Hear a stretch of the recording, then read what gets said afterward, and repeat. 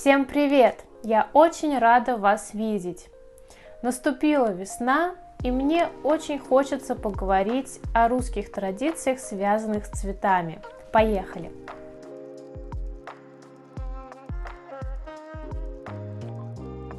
На самом деле выбор сегодняшней темы связан не только с наступлением весеннего сезона. Недавно мой друг-иностранец поделился со мной очень интересной историей. Он со своим знакомым как-то раз гулял по улице и увидел цветы на дороге. Его знакомый захотел поднять цветок, но тут появился русский, который остановил его. Мои друзья подумали, что русский ругался на них, ему это все не понравилось, но на самом деле он пытался по-своему защитить моих друзей. Что же на самом деле произошло в тот день? Ватсон, а это еще интереснее. Когда в России вы видите на дороге цветы, это значит, что недавно в этом месте проходили похороны. И люди, которые шли за гробом, бросали цветы на дорогу. Русские считают, что ни в коем случае нельзя трогать эти цветы, нельзя на них даже наступать, иначе вас будут ждать какие-то неприятности или даже беды.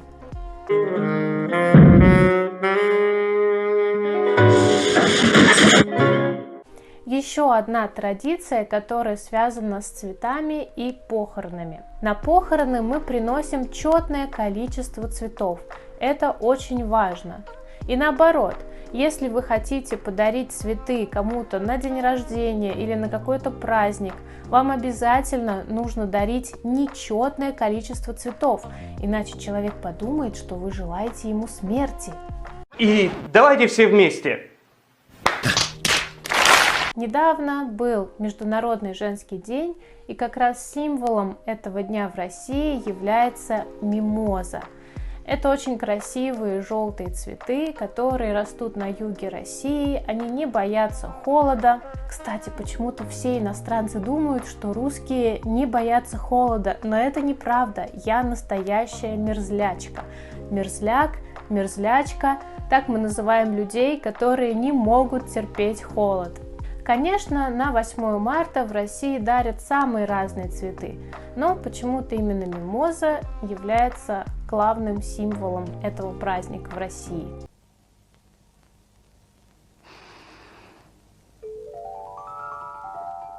Есть еще один очень важный праздник для русских – это День Победы, который мы отмечаем 9 мая.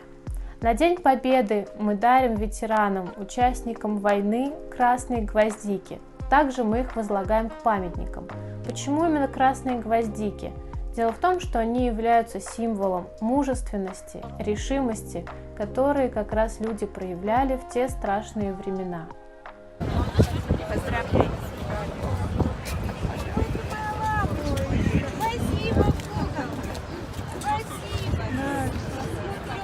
Спасибо огромное. Праздником!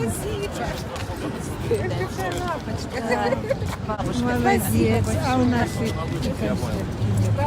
Итак, в этом небольшом видео мы с вами поговорили о русских традициях, связанных с цветами.